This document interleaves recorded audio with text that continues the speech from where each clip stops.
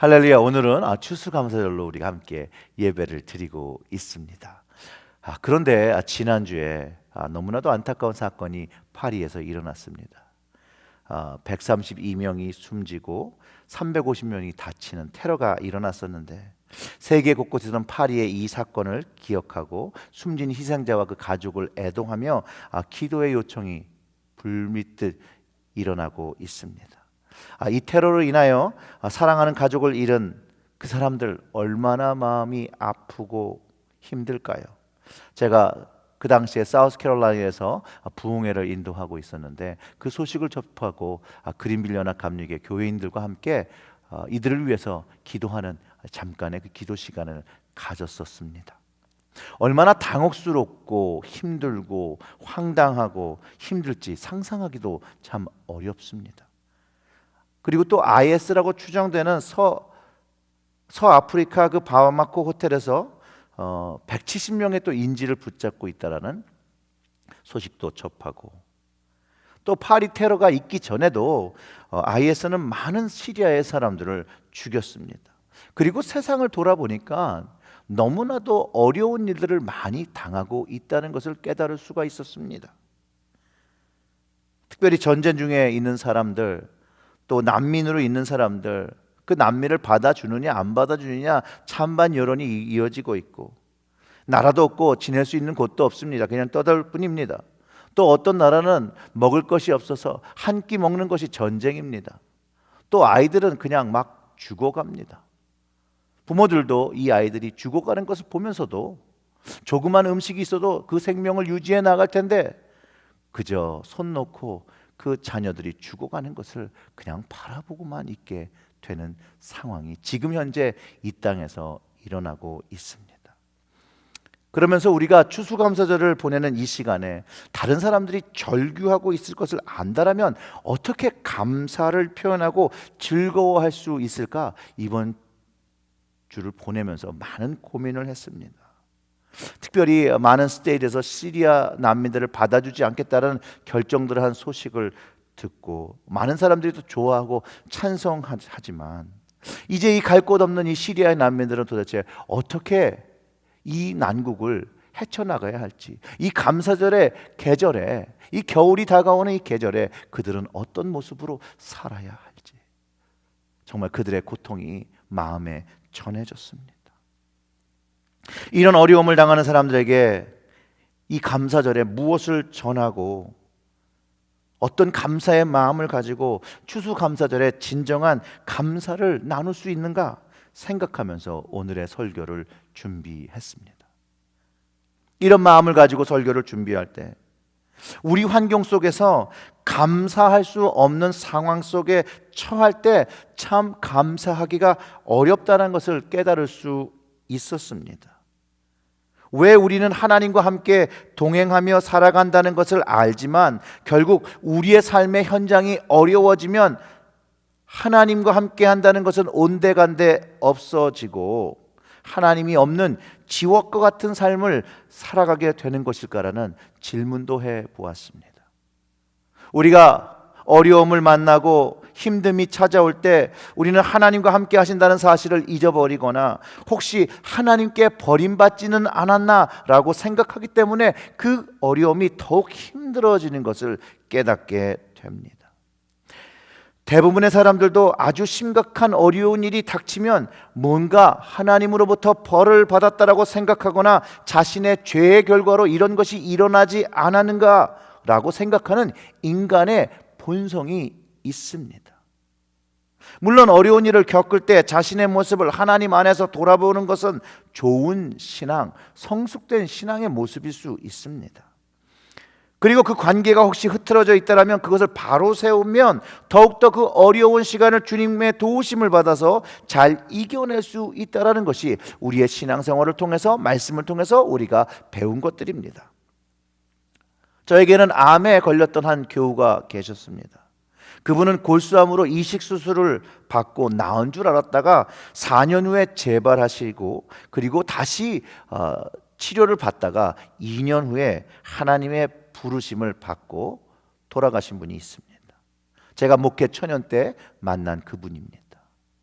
사실상 자신이 처한 상황을 부정적으로 생각하고 우울하게 시간을 보낼 수도 있는 그런 삶이었지만, 이분은 자신의 생명이 끝나는 그 순간까지도 감사하고 자기의 시간을 가족들과 참 잘 보냈던 분이라고 기억됩니다. 왜냐하면 그 비참한 자신의 암투병 속에서 자신을 붙잡고 계시고 자기를 기억해 주시는 하나님을 만났고, 그분의 사랑이 영원하다는 것을 그분은 몸으로 깨달았기 때문입니다. 그가 이렇게 고백하였습니다. 자신이 암에 걸림으로 너무나도 중요한 비밀을 깨닫고 하나님이 자신을 축복했다라고 고백하셨습니다. 얼마나 세상에 작은 것이 중요하고 감사할 것이 많다는 것을 알고 하나님을 찬양하셨던 그런 분이셨습니다. 작은 토스트의 냄새를 맡는 것도 잔디의 냄새와 꽃들의 향기와 시원한 바람과 그가 마지막 시간을 누릴 수 있는 모든 것이 감사하다라고, 그의 인생이 이제 하루 이틀도 남지 않았던 그 순간에 고백하고 하나님의 부르심을 겸허히 받아들이신 그런 분이셨습니다. 이분이 이렇게 죽음에 담대할 수 있었던 것, 그 이유가 그가 이제 생을 마치고 이제 천국으로 하나님의 나라로 갈 수 있다라는 확고한 믿음이 있었습니다. 하나님을 아는 그는 이제 인간의 삶을 마치고 이제 다음 하늘의 삶을 산다는 것을 확신했기에 이제 아픔도 헤어짐도 죽음도 이별도 평안으로 가족들과 함께 마지막 인사로 마무리를 하였습니다. 우리에게 만약 나에게 이런 일이 찾아온다라면 우리는, 여러분들은 어떻게 반응을 하시겠습니까? 어려운 질문입니다. 이 상황 자체를 감사할 수 있는 사람이 될 수 있을까요? 아니면 그 현실을 부정하고 내가 왜 이런 일을 당해야 하는지 고통스러워하면 힘든 시간을 보내게 될까요? 많은 사람들은 어려움과 힘듦과 고통을 원치 않습니다. 그러나 우리 현실은 우리가 원치 않더라도 어려움이 찾아오면 고통과 아픔이 우리가 원치 않던 원하던 찾아오게 된다는 것이죠. 이러한 비참한 현실 속에서 만약 하나님을 만나면 우리의 그 고통의 현실이, 그 고통의 현실을 대하는 우리의 태도와 관점이 완전히 바뀌어져 버립니다. 왜냐하면 행복과 기쁨이란 현실 속에서 만나지 못한 사랑의 하나님을 만나고 확신하기 때문입니다. 오늘 시편 그 한 절의 말씀이 정말 많은 것들을 설명해 줍니다. 우리를 비천한 가운데서 기억해 주신 이를 감사하라. 그의 인자하심이 영원함이로다. 시련의 시간 속에서 우리를 기억하시는 하나님, 어려움을 당하면서 버림받고 기억 속에서 지워진 것 같은데 나의 하나님께서 나를 기억해 주시고 있었다는 것을 깨닫게 되고 그 기억하시는 하나님을 만나게 된다는 것입니다. 그분을 만나면서 그분의 깊은 사랑, 이전에는 알지 못했던 그 영원한 사랑을 다시 한번 경험하게 된다는 것입니다. 야고보는 시련에 대해서 이런 긍정적인 모습으로 표현합니다. 내 형제들아, 너희가 여러 가지 시험을 당하거든 온전히 기쁘게 여기라. 이는 너희의 믿음의 시련이 인내를 만들어내는 줄 너희가 알미라. 인내를 온전히 이루라. 이는 너희로 온전하고 구비하여 조금도 부족함이 없게 하려 함이라. 야고보서 1장 2절과 4절의 말씀입니다. 믿음을 위하여 생명을 걸고 살던 유대 그리스도인들에게 고난을 인내를 하며 온전한 믿음으로 부족함이 없는 하늘의 백성이 될 것을 부탁한 것입니다. 저에게 찾아온 하나님, 제 인생의 가장 비참한 시간에 저를 만나 주셨습니다. 세상에 아무도 나를 기억해 주지 아니하고 알아주지 않을 때 주님만이 저에게 찾아오셔서 저에게 가르쳐 주신 그 사랑, 베푸신 그 십자가의 사랑을 알았을 때 너무나도 감사할 수 있었고 너무나도 기뻐할 수 있었고 세상과는 견줄 수 없었습니다. 그가 단순히 사랑한다라고 말해주신 것이 아니라 그분께서 자신의 생명을 주어서 나의 생명이 사망과 어둠 속에 있는 것에서 빛으로 영원한 삶으로 옮기신 것을 피부로 가르쳐 주셨습니다. 어떤 사람의 지식에 그 말로 설명할 수 없는 그 일이 저에게 일어났습니다. 내가 경험한 모든 내용들을 성경 속에서 또 발견할 수 있었습니다. 하나님의 사랑이 영원한 것인 것을 제 심장과 제 모든 온몸의 감각으로 경험하게 되었습니다. 이것은 어떤 것과 바꿀 수 없는 경험입니다. 견줄 수도 없는 경험입니다.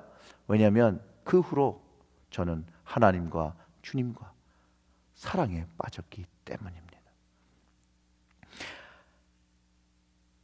하나님을 알게 된 것 외에 변화된 현실은 사실상 없었습니다.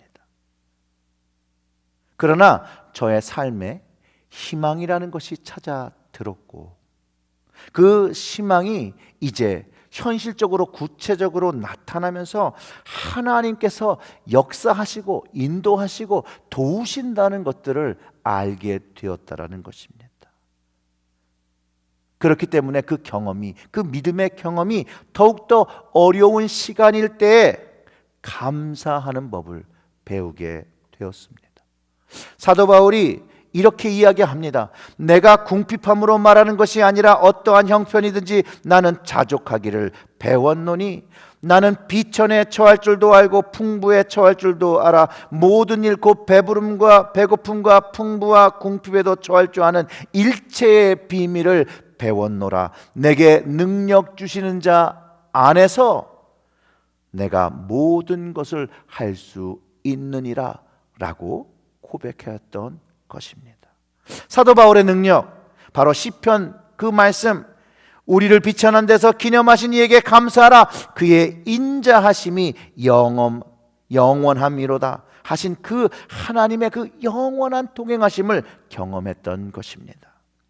추수감사절이 시작되는 그 근원이 되는 이야기가 미국 땅에 신앙을 찾아온 순례자들이 메이플라워를 타고 신대륙 아메리카를 찾아서 지금은 매사추세츠 그 프리머스로 찾아오게 됩니다. 출발은 102명의 사람과 30명 정도가 출발해서 66일의 여정을 거쳐서 도착을 하게 되는데 그들은 선상 속에서 질병으로 시달려서 오게 되고요. 그리고 그들은 선상 속에서 참 많은 어려움들을 겪었다라는 것이죠. 그리고 이제 도착했는데 도착한 겨울이 바로 그 시간이 겨울이었다라는 것이에요. 추운 겨울. 그 추위와 괴혈병으로 반수 이상이 사망했다라고 역사가 기록하고 있습니다. 그들이 이제 겨우 겨울을 인디안의 도움으로 이겨나가고 이제 봄이 와서 농사를 짓습니다. 그리고 농사를 진 후에 수확을 하고 인디언들을 초대해서 음식을 함께 나누게 된 것, 바로 추수감사절의 근원이 되는 이야기입니다. 이 첫 수확은 단순히 농사의 수확이 아니었습니다.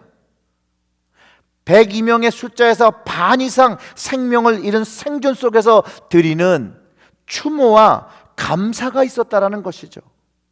그 안에는, 그 반의 숫자에는 가족을 잃었던 사람들도 있었을 거고 자식을 잃었던 사람들도 있었고 남편이나 아내나 부모를 잃었던 사람들도 있었지만 사람들이 새로운 땅에 이제 도움을 받으며 자신의 새로운 삶을 개척한 그들, 정말로 삶의 끝자락에 섰던 사람들이었다라는 것입니다. 이들이 신앙의 사람이었다라는 것이죠. 그들이 힘듦 속에서 붙잡은 것은 하나님을 붙잡고 주님을 붙잡고 신대륙 안에서 신앙의 자유를 가지고 주님을 찬양하며 살기를 갈망하며 영원한 하나님의 이 사랑이 자신의 자손들에게 전해지기를 소원하며 이것을 기억하기를, 자신의 자손들이 기억하기를 원하면서 드렸던 감사의 예배였다라고 우리는 알아야 합니다.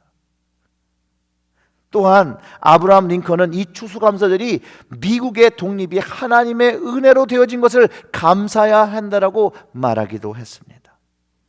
저는 추수감사절이 현대의 의미에서 다시 재해석되어야 한다라고 생각합니다.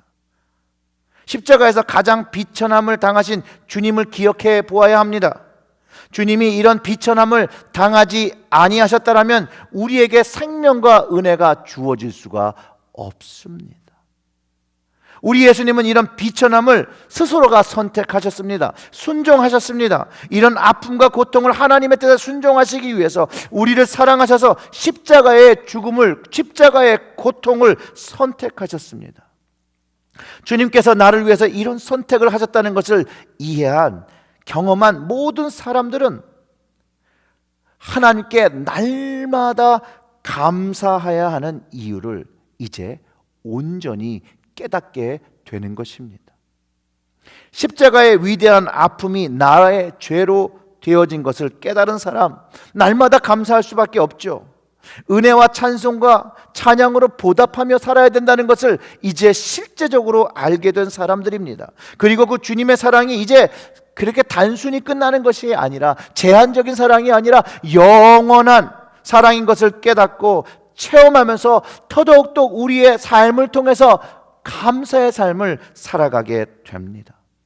주님께 그 은혜를 체험한 사람은, 그 사랑을 받은 사람은 그 마음속에 그 은혜와 사랑을 나누기를 갈망하기 시작합니다. 주님을 닮아 그분의 빛된 모습의 열매를 맺어서 착함과 의로움과 진실함을 그 삶 속에서 실천하며 사는 것이 주님이 원하신다는 것을 말씀을 통해서 깨닫기 때문에 그것에 순종하며 살아가는 사람들이어야 합니다. 하나님이 기뻐하시는 제사가 오직 선을 행함과 서로 나누어 주기를 잊지 말라고 히브리서 13장 16절에 기록하고 있습니다. 예수님 역시도 세상의 소금이 되고 빛이 되라고 말씀하신 후에 너희 빛이 사람 앞에 비치게 해서 너희의 착한 행실을 보고 하늘에 계신 아버지께 영광을 돌리게 하라고 하셨습니다. 저는 개인적으로 현대의 추수감사절은 하나님의 영원한 사랑을 찬양하고 나누는 절기가 되어야 된다고 확신합니다. 하나님의 사랑하심이 영원한 것을 믿을 때 우리는 감사할 수 있고, 하나님의 그 사랑이 영원하시고 나에게 끼쳐주신 것으로 우리가 감사할 때 우리의 삶을 열어 나눌 수 있게 된다는 것을 저는 확신합니다. 감사할 때 우리는 나눔을 한다는 걸 알지요. 감사를 말하면서 자신의 것을 나누는 여유의 마음이 생겨납니다. 은혜를 체험한 모든 사람들이 고백하죠. 많은 은혜를 받았으니 감사가 있는데 이것을 이제 남들과 나누기를 소원한다라고 이야기합니다. 그러나 이것이 말로만 그쳐서는 안 됩니다. 마음으로만 그쳐서 안 됩니다. 선한 행실로 빛처럼 나타내야 합니다. 이런 선한 행동으로 하나님의 영원한 사랑이 계속해서 이 비천한 땅에, 이 비천함에 빠진 사람들에게 비춰지고 전해질 때 하나님의 사랑이 계속해서 사망과 어둠 속에 있는 사람들에게 전달되기 때문입니다.